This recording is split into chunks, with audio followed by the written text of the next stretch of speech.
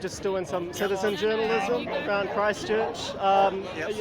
I think that you were speaking before, Yes. were you? Okay, so Yep. I assume, well, you're not supporting the protest, you are like one of the centre figures in the protest. Like, what do you see as the main sticking points being brought up here today? Well, you've got our general statement, but the guts Yeah. of it, mate, is that there's too much unworkable legislation within New Zealand, and the government isn't actually listening to the people. That's our main thing. Free speech, U-tax, and I'm going to call U-tax out for what it is. It's just another pointless tax lumped on the average Kiwi and the average Kiwi business. This isn't a farming problem anymore. This is a general problem around New Zealand, and we need to do something about it. Yeah, so it's a lot of this legislation or these regulations are environmentally themed, and they want to basically put more controls on farmers and bring you guys more into the bureaucracy, and you're going to have a lot of reporting requirements, you're going to have extra taxes on you. Is that what's going on? We've got a lot of that reporting now. The likes of me, we've done 3 consented farms, and they're all invalid because of the goalposts. So the goalposts are being shifted every time. Yeah. The problem is, from our problem, our main point is that we want workable legislation that will allow us to continue what we're doing environmentally and the continuation of what we're doing. So as you would have heard in my statement earlier on, the founding guys behind here have won awards for freshwater projects, they've won awards for farm projects. 2 of the guys are leading environmentalists. One of them's been restoring streams, native streams and wetlands for nearly 20 years. The problem is this new bullshit that's coming out, this USNA, the new Environmental Freshwater Act, stops that. Right.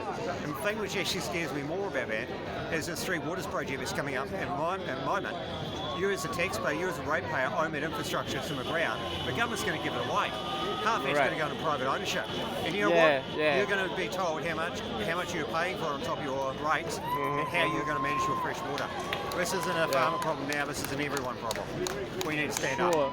Yeah. I mean, it seems like a common thread that's running through these regulations is a push for further centralisation of power. So we actually see that in all areas of New Zealand now. They're centralising the health system, they want to abolish the district health boards. They're centralising the education system, they want to abolish the boards of education, bring that all under central control. And now it's kind of moving into agriculture. Now the argument I've heard from farmers is that these things can be handled effectively at local and at a regional level. So would you like to speak about that? To give you a rundown with that. Your local council knows your area, okay? Right. They know what's going on.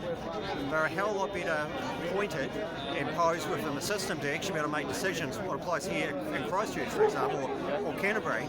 So what applies here in Canterbury may not work in Northland. Absolutely. Completely different environment. We've got palm trees. We have native high country scrub. You can't. It's not one rule fits all. That's right. Why do we go to the next step and say Australia we should be adopting the same environmental policies as Australia or elsewhere? Yeah. This should be a council level. This is not a government level. Yeah. So I'm going to call on all the councillors to stand up and go, hell no. This is a council problem. It's not a national government problem. Not a central government problem. This is the issue.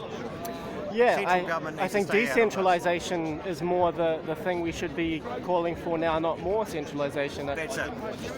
So no. Good. Yeah.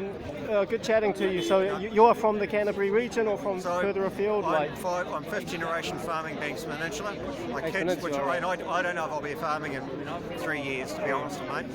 3 to 5 years we might be out of our skis going. There's number one, there's no money in it. Number 2, the mental health strain alone is killing us. I've been hearing so many mates in the last 18 months.